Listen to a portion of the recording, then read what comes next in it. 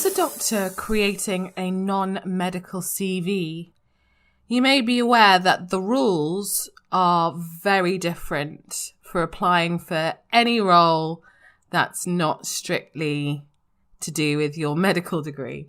So in this episode, I take you through my 4 fundamental rules that I use to advise doctors for creating a standout CV for non-medical roles, particularly in industry. This is something that you definitely do not want to miss if you are actively applying for jobs and for some reason you're finding that you're not quite getting through. So stay tuned.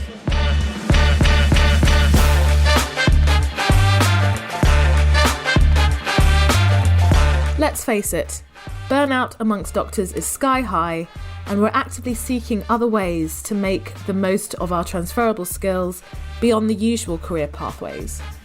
Welcome to Disrupting Doctors' Careers.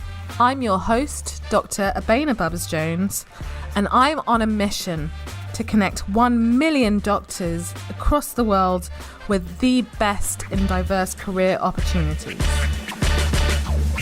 Hello, fellow doctors. So as I'm sure that you're aware, as part of the services and support that we offer doctors through Medic Footprints, we offer our Medic Footprints premium members a basic CV review.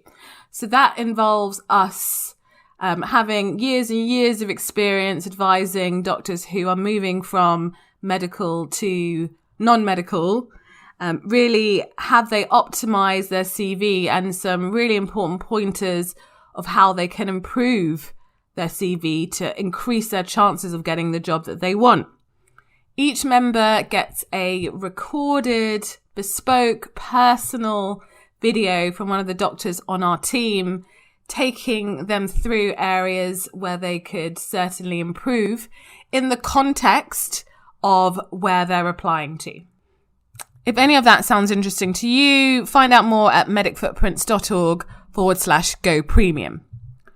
Anyway, so going back to the support that we offer doctors, as you can imagine, we do see the same mistakes again and again and again made by doctors, which I've made as well, because it's a completely different setting going from applying for clinical and medical roles to non-medical or industry roles.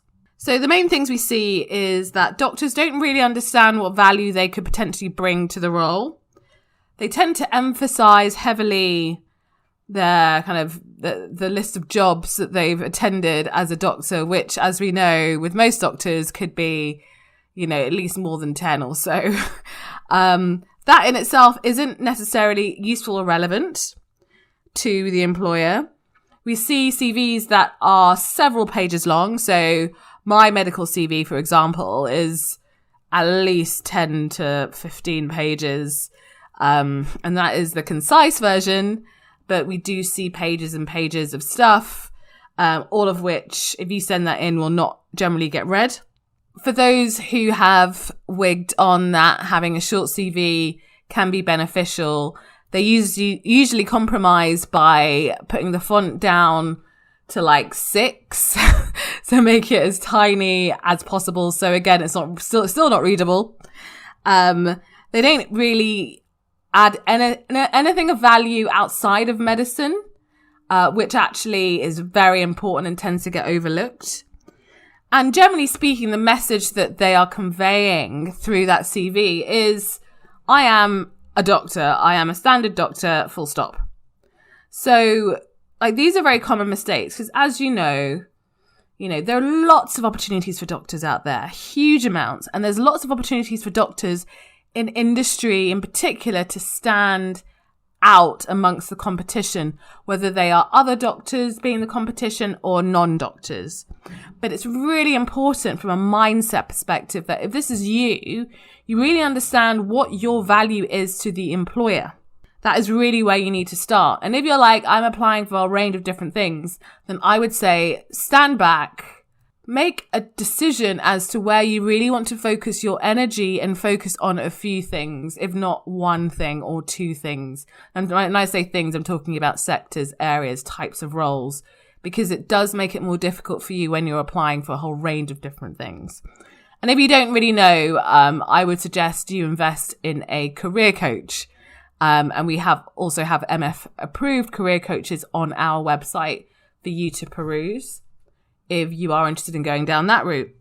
So going back to the principles, principles, they're always really easy to remember and to stick to when you're doing anything. And this is what I use as a structure when supporting our doctors, MF Premium members and the mentees on really creating not just any non-medical CV, but one that will truly stand out to a recruiter. So if you try and put yourself in the shoes of a recruiter, most recruiters, either internal or external, will spend 6 to 20 seconds maximum initially on your CV. So that is not a long period of time. And in that, they're essentially just skim reading to see, is this person relevant to the job? And if it's not obviously relevant, and I say obviously relevant, then you will go to the bottom of the pile. Even though you might be the best candidate, the problem is you haven't been able to communicate that you are the best candidate. So remember, this is a communication exercise. This is one of the things that was banged on at us at medical school. It's still relevant to everything that you do. And this includes applying for jobs. But anyway, let's get started. How do you give a recruiter massive FOMO if they don't pick you using your CV? How can you put yourself in that position? So, the number one fundamental rule for creating a standout non-medical CV. Number one rule, don't rely on your CV. Were you expecting that? Maybe, maybe not. So, I'll tell you a story. This is a story from my perspective, having worked with doctors, and also from my own personal experience, and also from how we hire at Medic Footprints. So we don't ask for the CV on the first, second, or even third step. We ask for a CV at the point where we think there's a very good chance of this person being hired, and they've been through some basic interviews. Why? Because the most important thing that we're looking for really is values, culture fit. Do they understand the role? Do they have the basics to go in the role? And you can get that from the first expression of interest and the first conversation, or anything else that you decide. For example, we also ask for videos initially, based on certain questions. And you can always check these things on LinkedIn. I know not every doctor is on LinkedIn, but I see that LinkedIn is definitely these days of better value to communicate dynamically what you can do compared to a CV, which can be seen as quite a static passport document. And remember, the key is your CV is a passport. It's a kind of basic, this is a very high level summary of me. If you want to know more, invite me to come and have a conversation, right? That is what your CV is about. I know as medics, our CV is basically supposed to be, a summary, well, not even a summary, like a narrative or dissertation of our medical lives. It's different in industry and non-medical. So if you look back at one of our earlier episodes, how do I get a job in health tech? I refer to 3 doors: the front door, the side door, and the back door. These refer to strategies or approaches that you use to actually get a job in health tech, but actually it can be used for pretty much any job. So in summary, the front door refers to you see a job, you apply for it. The companies don't know you, number one. The side door is you're already in a company, you've gotten in one way or another, and then another job comes up internally, and then you apply for it and they already know you. And there's the back door is where you get into the company simply through referral from someone that you already know, and or a job is created for you. And I always say the back door is always the best way because that eliminates most of the competition. I suspect that most of you will be applying through the front door, which is the most competitive way. And you may be aware, if you listen to some of my previous podcasts, that most jobs are not advertised. So if you are routinely applying for front door jobs, just remember you are against high competition, And B, probably missing out, well, you will be missing out on the vast majority of roles that actually you could be suited to. So this is why I say never rely on a CV. I would say rely on your networks, rely on those introductions, rely on those conversations, and do your own due diligence of the company before you apply. A strategy that sometimes people use is in order to get into the company in some ways and you can't talk to anyone, you give your CV in and hope for the best. But statistically, the chances are, especially if it's a competitive job, it might not get seen, read, stand out, you name it. So if you really want to stand out, do not rely on your CV on its own. Number 2 fundamental rule for creating a standout non-medical CV: keep your CV to 1 page. So I know that some of you go, oh, I know 2 pages is fine. Yeah, it's fine. But from what I've seen, the best CVs are the ones that can be kept to 1 page because they are concise, they're designed well, they're easy to read. And these are not the ones that are like 6 font, guys. No 6 font size CVs, please. I'm talking about 12 font minimum. And so it's a great exercise to really highlight the valuable skill sets and unique selling points that you have. If you can't do that on 1 page, then in itself, you are decreasing your chances of actually being remembered. Yes, you see a lot of 2 pages CVs, but most of the stuff will get noticed on the first page. So, this is a great exercise for you to indulge in and practice in. One of the things I suggest is, write out your imperfect CV, show it to someone, friend, family, colleague, get some feedback, having shown it to them for like 10 seconds and ask them what they remember. Because at the end of the day, you want to stand out and you want to be remembered for good things, right? And you want to be remembered for the right things in relation to the employer. Hence why I talked about earlier, know the employer, right? If the important points don't stand out, then you need to go back and revise it again. Number 3 fundamental rules for creating a standout non-medical CV. Make it easy to skim read and include keywords or certain words that will stand out to the employer. So I'm using an example of, say you're applying for a job in health tech, which I know a lot of you are doing. How can you stand out and communicate your unique selling points? Do you list all the jobs that you've done? Well, perhaps not, because, how would you differentiate yourself from another doctor who's probably done similar jobs? But if there's a specific, say, health tech company who specialize in a certain area, such as femtech, and you've done projects in femtech, or you've worked in, QI, quality improvement, audits, anything that's relevant to what they've done, then you can basically use that as a highlights section rather than listing all of your jobs, right? So, and just really highlight the important things that the employer would be interested in, not a summary of your life, basically. And you can put them into different sections. If you've ever tried using Canva, for example, so Canva is like an online graphics design software. Really, really easy to use, user experience. Here I'm like advertising Canva, but I do love it. You'll still use it for free. But basically they have templates for CVs that you can use that can really stand out.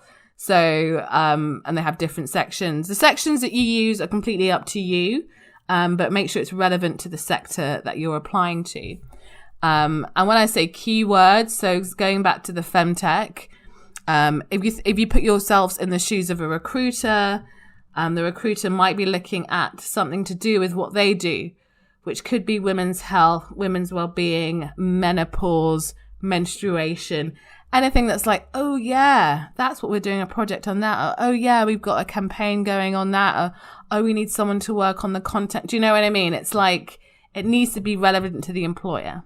So this is why, because it will create more work for you if you are spraying and praying with your CV and sending it out to like loads of different sectors when actually you just need to really focus on doing a great CV for like 1 or 2 sectors and then editing it little bits depending on the employer, but also getting to know the employer to see whether it is definitely right for you.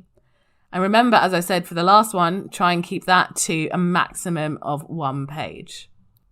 And finally, the last point, which actually I've said again and again in this podcast, deliberately so you don't forget it, produce a CV that's written for one employer in mind. So, and I've really illustrated why it's so important, because you've got to put yourselves in the position of the recruiter or the hiring manager or the person when they see your CV.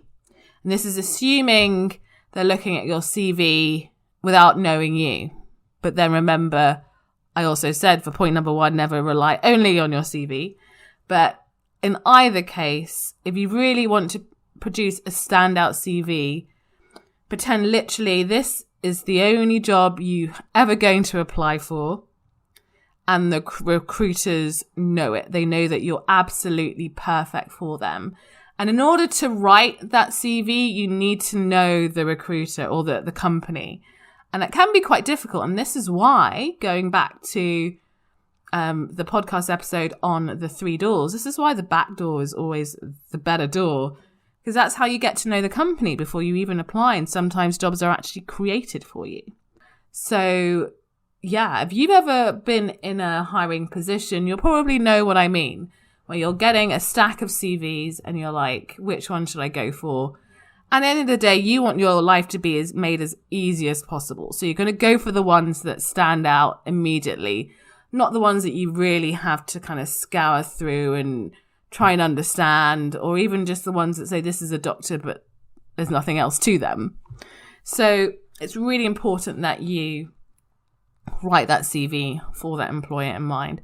The best way of doing that, especially if you're, not sure about which employers you're going to go for, just have 1 or 2 templates for your CV, and then you can alter them, like minor alterations, depending on what they are looking for potentially. That is the best way for you to do that and save yourself time of having to completely rewrite a CV from scratch.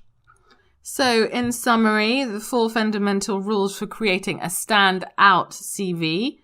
That is non-medical. Number 1, never rely only on your CV. To be honest, I tell most of our mentees to invest in your LinkedIn profile. I know most doctors are not on LinkedIn at the moment. I know that's changing gradually. But I would say if you want to spend some time on really trying to get a good quality job, invest in the LinkedIn profile, because a lot of recruiters, even if they get your CV, they will be looking at your LinkedIn.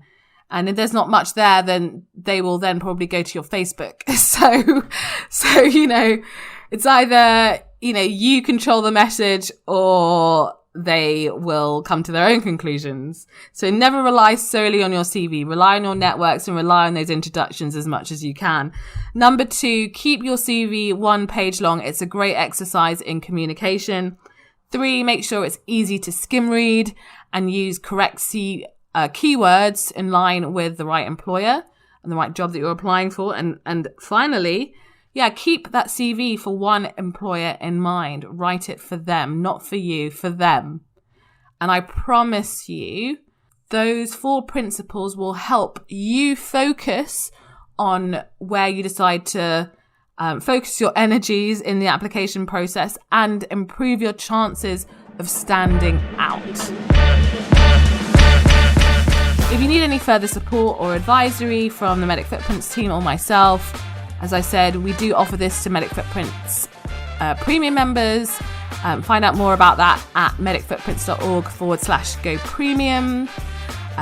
We also have an amazing mission to connect 1 million doctors with the best and diverse career opportunities. And we really invite you to join our mission by joining our community for free at medicfootprints.org/join our mission. And of course, if you found this podcast useful, please share it with others and help us spread the word and leave a glowing, positively blushing review for us. We really appreciate your help. Thank you so much for taking the time to listen to this podcast. And we'd be really grateful to get any advice and feedback from you on what else you'd like to hear about from us. Anyway, take care and on to the next episode.